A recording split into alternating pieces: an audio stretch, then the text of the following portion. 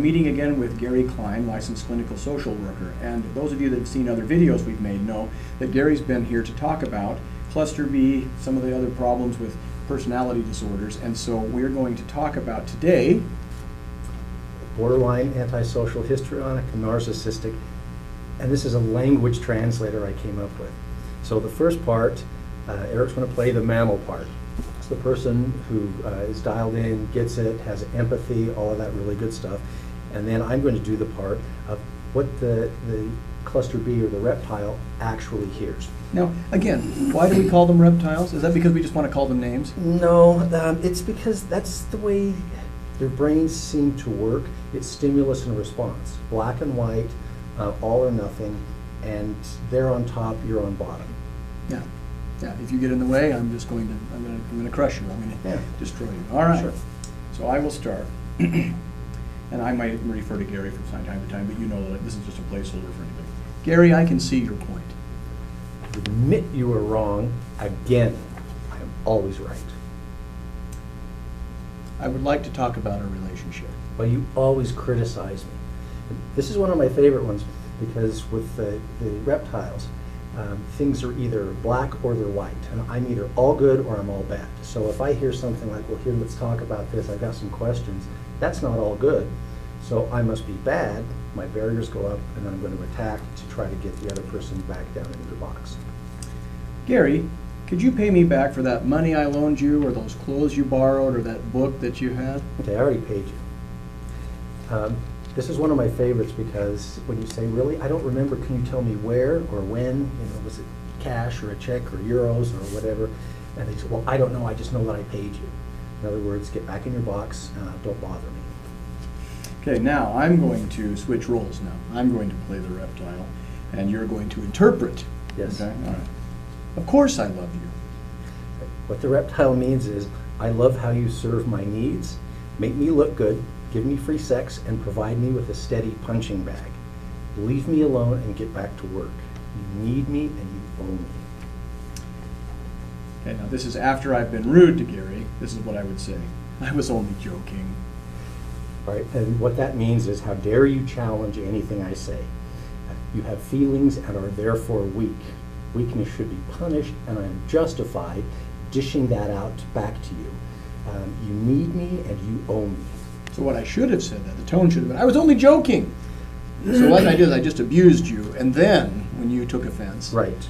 That's what okay, so I had to look defensive, like, or insulted that you would take that as anything. Right, okay. Right. And so then I'm off balance again. It's like, oh, and then I might say, well, maybe I'm being too sensitive or whatever, and as soon as I'm off balance, then I'm much easier to control. Also, I put a note down here, the tsunami effect. Out in the middle of the ocean, the tsunami's only 12, 18 inches high, and what Eric just played, you know, well, I'm only joking, that stuff adds up and gets bigger and bigger over time. And then eventually, if I were to yell, look, you jerk, knock it off, then I look like the crazy one. You get to be the poor victim, and people will say, I was only joking, jeez. Right. Sorry, I didn't realize you were so sensitive. That always follows. You almost always hear that right after that. And what the reptile means is, you are pathetic. I have few feelings and am strong. You have many feelings and are weak. Let's see if you try that again when I shame you in public, for you have shown a chink in your armor. And they will. They'll do it in public, counting on me just to sit there and take it, and then my position gets weaker, because then they know, oh, great, I'll do it in public. He's not going to fight back. I'll make a man out of you. Okay. What the reptile is saying is, try and emulate me, because I am godlike and virile.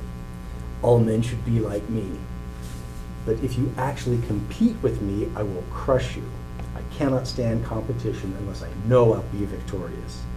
If you do not measure up to me, I'm justified in hammering on you, because you are weak. If you can compete with me, I must crush your soul and or excommunicate you. Banishment. I will go to couples counseling only if you promise not to leave or divorce me. Please bite this hook. If you do, I promise to be nice for a little while, and then I'll go back to my old ways. And then when you talk about leaving, I will really crank up the abuse. And I won't have to honor any of my previous commitments because you broke yours, you liar. No one has ever understood me or loved me like you. I will give you the illusion that you are special and endowed with special gifts that make you truly amazing or rugged. That will make you feel good and safe. Then your guard will drop. When you are soft and pliable, I'll dish out the abuse and criticize you for being cold-hearted and stupid. Well, then can you explain? All right, this hook, this is one of my favorites. Please bite the hook and engage with me so I can keep the chaos going. You'll think it's a legitimate question, but when you try to answer, I'll add another question and keep you off balance. Silly earthling. So again, you've got the social level up here. This is what people are talking about. And then you've got the psychological level. This is really what's going on. It just shows up here. So I'm up here trying to defend myself and answer all these questions. And Eric, or Eric's character, is going to be down here coming up with different questions so that I keep chasing my tail, basically. Let me tell you, Gary, my ex is scum, but you are the best. All right.